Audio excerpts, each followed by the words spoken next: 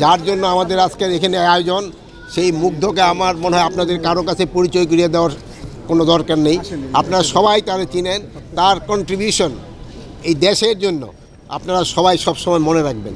তার এই স্মৃতির জন্য আমাদের এই এপিবিএন ব্যাটালিয়নের এলাকায় তার একটা অফিস, যে অফিসে বসে তিনি অফিস করতেন, ওইটার কাজকে উদ্বোধন করা হলো এবং তার নামে এই স্কুলে একটা গেট প্রতিষ্ঠা করা হলো। আপনারা সবাই মুগ্ধর জন্য দোয়া করবেন, আল্লাহ যেন এর বেহেশত নসিব করে। এরা কিন্তু সবাই শহীদের মর্যাদা পেয়েছে, এরা কিন্তু সবাই শহীদ হয়েছে। শুধু মুগ্ধ নয়, এই ইসে যারা যারা শাহাদাত বরণ করেছে সবার জন্য আপনারা দোয়া করবেন, এরা সবাই যেন শহীদের মর্যাদা পায়। এবং যারা অসুস্থ আছে তাদের সুস্থতা সবাই কামনা করবেন। এবং যারা অসুস্থ আছে এই সবাই চিকিৎসা ব্যবস্থা কিন্তু সরকার করবে। এদের যদি বিদেশে পাঠানো দরকার হয় তাও ব্যবস্থা করা হবে। এটার জন্য কোনো কিছুতে কোনো রকম কার্পণ্য করা হবে না।